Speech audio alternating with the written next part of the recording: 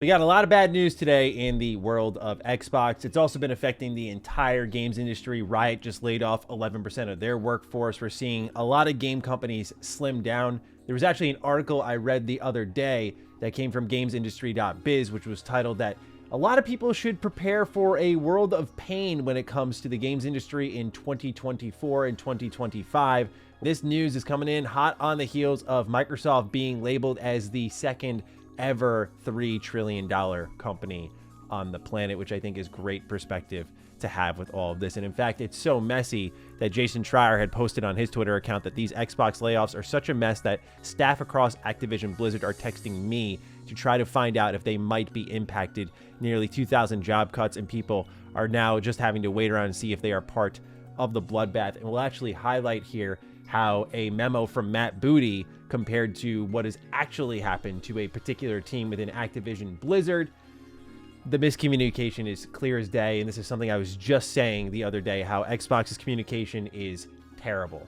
Now, obviously, this comes with the territory of consolidation. You have an acquisition that happens, you have a big publisher in Activision Blizzard, and you have Xbox themselves. And so naturally, there were going to be a lot of layoffs.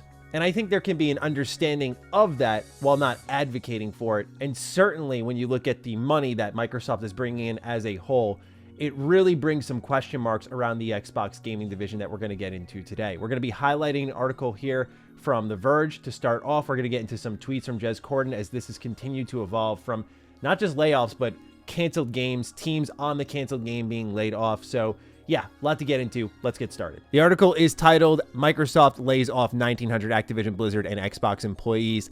The cuts work out to roughly 8% of the overall Microsoft gaming division that stands out at around 22,000 employees in total. The Verge has obtained an internal memo from Microsoft Gaming CEO Phil Spencer that confirms the layoffs. It's been a little over 3 months since Activision Blizzard and King joined the teams at Microsoft. As we move forward into 2024, the leadership of Microsoft Gaming and Activision Blizzard is committed to aligning on a strategy and execution plan with a sustainable cost structure that will support the whole of our growing business. Together, we've set priorities, identified areas of overlap, and ensured that we're all aligned on the best opportunities for growth.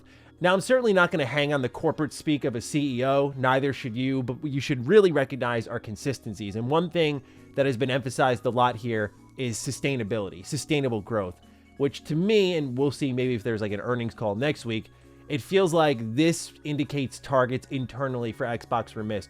Whether it's gaming content and services, not enough growth on Game Pass, not enough copies sold for the likes of Starfield, Redfall, as well as Forza. Whatever it shakes out to, it shows to me that something was missed internally where they said, we cannot maintain the amount of staff that we currently have and we need to slim down now. At the same time, the reason all of these layoffs are happening across the games industry is what's called the COVID bubble, which is popping. So around 2020, when we were doing a lot of work from home, comparatively speaking to now, a lot of companies were hiring. It was on the cheap. Everyone was at home for the most part. And so a lot of money was being flown into these companies. So they overhired. And when things plateaued and stabilized more like, you're seeing now what's happening here, which is that the bubble has popped. Companies are spending too much. Video games are too expensive. The industry does need to regulate to a degree, and that's what we're witnessing here. His memo continues saying, as part of this process, we've made the painful decision to reduce the size of our gaming workforce by approximately 1,900 roles out of the 22,000 people on our team. The gaming leadership team and I are committed to navigating this process as thoughtfully as possible. The people who are directly impacted by these reductions have all played an important part in the success of Activision Blizzard, ZeniMax, and Xbox teams, which is like, why are you getting rid of them then, right? And they should be proud of everything they've accomplished here because pride puts money on the table. We are grateful for all of the creativity, passion, and dedication they have brought to our games, our players, and our colleagues. We will provide our full support to those who are impacted during the transition, including severance benefits informed by local employment laws. Those whose roles will be impacted will be notified, and we ask that you please treat your departing colleagues with respect and compassion that is consistent with our values. Looking ahead, we'll continue to invest in areas that will grow our business and support our strategy of bringing more games to more players around the world. Hint, hint, nudge, nudge. Although this is a difficult moment for our team, I'm confident as ever in your ability to create and nurture the games, stories, and worlds that bring players together. So you see the letter open with a sustainable cost structure that will support the whole of their gaming business. And then you see at the end here, they wrap it up by saying more games to more players around the world. I feel like the writing is on the wall here. that a lot of these games are going to start to leave Xbox. They're going to start to monetize their live service games beyond Xbox. I think there will be some excitement surrounding that, but see it for what it is, people. That's all I'm saying. Perhaps the biggest surprise when it came to the layoffs, to me at least, was the Blizzard president, Mike Ibarra, who spent about 20 years at Xbox for a long while. And that was about the most natural part when it came to the integration of Activision and Blizzard into Xbox, is you did have that long-standing partnership. Mike Ibarra was a huge fan of Blizzard. This was like a dream job for him. And he actually went on record saying that I'm here for the long term and that someone will have to drag me out of Blizzard. And well, dragged out he may have been, because as the article continues, it says, alongside the layoffs, Blizzard president Mike Ibarra has decided to leave the company. As many of you know, Mike previously spent more than 20 years at Microsoft. Now he has seen the acquisition through as Blizzard's president. He has decided to leave the company, says Microsoft's Game Content and Studios president Matt Booty in an internal memo. Microsoft plans to name a new Blizzard president next week. Alan Adam, Blizzard's chief design officer, is also leaving the company. As one of Blizzard's co-founders, Alan has had a broad impact on all of the Blizzard games. His influence will be felt for years to come, both directly and indirectly, as Alan plans to continue mentoring young designers across the industry, end quote. So I see someone exit the company like that, and my first question is, why? Why? When you are so committed to the long term, and we see a lot of optimism growing about how Blizzard is growing more independent, going back to their roots, and that Xbox is going to liberate them, why is the guy who's leading the charge, the one who's typically the most safe, unfortunately, when it comes to these sorts of layoffs where big execs do not take the cut and they just let the employees beneath them suffer the blows? Why did he leave? Well, there were stories coming out that there were some internal back and forths and struggles and decision making by Mike Ibarra in the last couple of years, which was not favorable amongst staff. So it's possible that there was friction there. I also have this theory, and I know this probably isn't the best time to theorize, but I got to throw it out there since a president's going to be named next week. I do have the theory that Xbox wants their own person within their own house now taking the seat at the top of Blizzard. It is just currently a theory on Mike Ibarra individually, but let's talk about another surprising part of all of this. Blizzard's previously announced survival game has also been canceled as part of these changes. Booty says Microsoft will be shifting some of the people working on it to one of the several promising new projects Blizzard has in the early stages of development. So this reads weird. Why is that? Because you see a tweet like this from someone who formerly worked at Activision Blizzard where they say the entire survival team just got laid off. For those who don't know, the survival game is this title, Odyssey, which they announced they were hiring for in 2022. The tweet concludes saying, "It was the best thing I ever did in my career. I am only sorry no one will get to see it." And things have been moving a lot since the late parts of last year. We just watched as Xbox completely restructured their internal leadership. Bobby Kotick is naturally out. They gave him a payout of almost, I think, $150 million, which naturally could have gone toward a lot of these other employees and kept a lot of them around. But nonetheless, as you'll see here in this next quote here from a memo from Matt Booty, we're not going to read the full thing.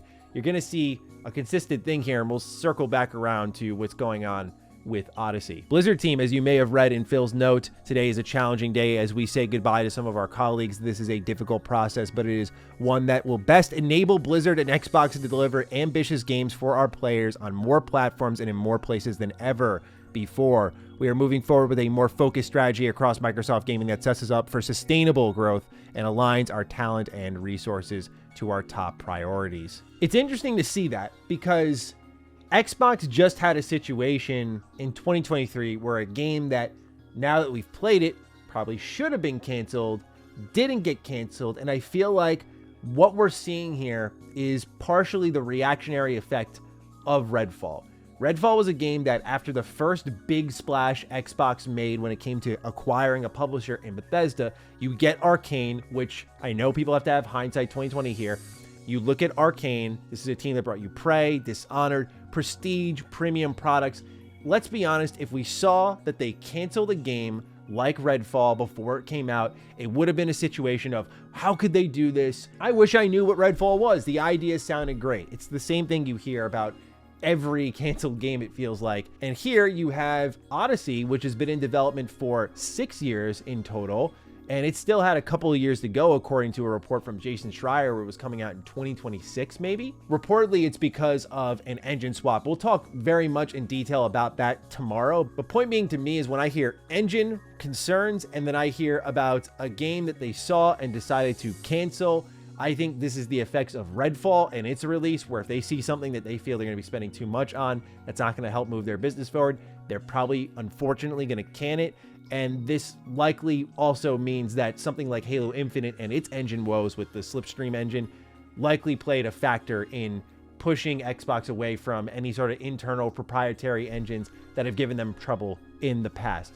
That's just, again, a theory, but it gets even more dire if you are a game collector like myself here, as Jess Corden posts. Multiple sources tell me that Microsoft is laying off the entire internal customer support team for ABK games, save a few. Microsoft will outsource the rest of external companies abroad. ABK was one of the few game publishers with high-quality internal customer support teams. Microsoft has also shut down departments dedicated to bringing Xbox games to physical retail, which, if you've seen the digital-only Xbox console leaks, well, you can get an idea of where Microsoft is going here. A huge amount of community managers have also lost their jobs across the company. Less community building for Xbox games in Microsoft's future, it seems like. Note, reducing retail teams doesn't confirm Microsoft is quitting physical retail for Xbox games yet. They can outsource and might be consolidating here. So don't run with Xbox is quitting physical based on this, but it does seem like this is the industry trajectory. The writing is on the wall. And this is something I talked about with Hellblade in an older video. If you want to check that out, it's called The Truth About Xbox's Future. Go ahead and give that a look, because we do go into the very thing here, which is I think the writing's on the wall. Naturally, as someone who runs Retro Rebound and is very passionate, I mean, you can see part of my collection here to my right, to your left. It's a big part of me. Like, I love physical media, and I am not advocating for it to go anywhere, but I just see where Xbox is going. And we saw the reports that Walmart was taking Starfield off of store shelves. Now you see Hellblade 2, which seemed like a premium product, is digital only. Xbox is trying to take a bet here that this is the future, that this is where they want games to go. And I imagine if they're going to continue to port games over to other consoles, like we saw in the rumors with Hi-Fi Rush and Sea of Thieves, this is their way of making those ports easier, because you don't have to produce physical copies, which costs a lot of money. Again, the consolidation efforts here are clear as day, and you get to make money on a fan base without making an entirely new product. This is a way to, I think, circumnavigate some of the expenses game development and Game Pass bring to the table. And so when you have that, you have to offset it somewhere. Reselling old games is one way to do it. It's interesting, especially because I've seen community managers at even Bethesda, someone who is leading the Fallout part of things when it came to community management, was laid off. And I don't get that. The obvious answer to that is why we're here in the first place: redundancies. These are positions that Microsoft and Activision and Bethesda feel they no longer need anymore. I'm just trying to wrap my head around the idea of, say, the Fallout community manager, right? Okay, this is a brand that's getting a big TV show at the top of 2024. It's getting a next-gen update. There's rumors of a remaster for Fallout 3. Naturally, there's going to be another mainline game. There's going to be more expansions for 76 this year than there have been in the past few years. It feels like that's a pretty strong need, but they've identified something where they find, again, something like that redundant. And I think it's worth looking at with scrutiny, because then you look at other things that make more sense, like physical media, and there's a reason behind it. Even if it's a reason we don't like, it's a reason nonetheless to kind of understand the thought process here. But there really isn't one for certain positions getting cut, other than they no longer see it vital. And I'm curious why they don't view certain brands as vital as others. Based on the lack of communication, the confusion all around, it feels like this was a very last-minute decision. There was very little planning put into place, which I think is the more unacceptable part. Is I understand sometimes this is the reality of business. Again, not advocating for it, but I understand sometimes this is the reality, even in a $3 trillion company that could probably afford all these people. I get the business realities, but the least you could do is have a plan, so it's not just a surprise, bye. Yes, I know we can argue all day on how consolidation, this is what it leads to, and it's why I said it at the top of the video. But I still think there's a gentler way of handling it all. Still, it comes as a massive surprise to a lot of people, even if this is what comes with big mergers and acquisitions. Despite the positivity that the Developer Direct brought for Xbox, I definitely am really interested to see how things go this year for them, because I had a degree of optimism, as I've said multiple times in separate videos, going into 2024. But then you start to see things like moving into the realm of digital only. You start to see things like leaving your exclusives and bringing them to all platforms. The brand's about to undergo a massive identity shift. And if you have been a long time Mr. Matty viewer, you'll remember my age-old quote, which was, "Beware evil villain Xbox." It's something I talked about time in and time out during the Game Pass Day 1 era, where that was like a big deal. The exclusives, the big studio acquisitions. I said there's going to be a day where they have presented this forward-facing kind of image of, we're your friend, we're here, we're going to keep everyone. And there will come a time where that's going to switch off and that they're going to enter mean business mode. And they are going to do what they can to stomp out the competition and start clawing their way to the top. And I feel like as we're starting to see these moves develop, I believe personally that this might be the corner slowly starting to turn a bit. Again, just based on what we're seeing here, I'll wait until Xbox announces these sorts of things, like the digital-only console, like maybe less games coming to physical storefronts, and so on and so forth. But it's suspicious to me that with all the rumors circulating about this stuff, Xbox has yet to get out in front of it, has yet to control the narrative. They are letting it spiral, probably because they don't want to talk now, and they knew some level of heat was coming their way, which is this, and that there's only more to come. So those are my thoughts. At the end of the day, there are great games coming to the platform, but as 2023 was a vital lesson to us, that doesn't equal a great workspace for the developers making them, which creates a really weird situation for those who are enthusiasts in gaming. But nonetheless, I'm looking forward to seeing your thoughts earnestly. I'm curious to see how the audience is feeling about things, because this is one of those touchy subjects. There are people who are going to be losing their mind. It's something I've said throughout this video. There are going to be people who are very impassioned about this. It's a very touchy subject, and I get it. So I just hope we can keep it respectful, and I'm looking forward to hearing your thoughts down below. So fire away, and with that, take excellent care of yourselves. We'll be back at it again tomorrow to talk extensively about what's going on with Odyssey. But until then, again, take good care of yourselves, and I'll see you in the next video. Stay sexy, stay active. I love you all. Peace.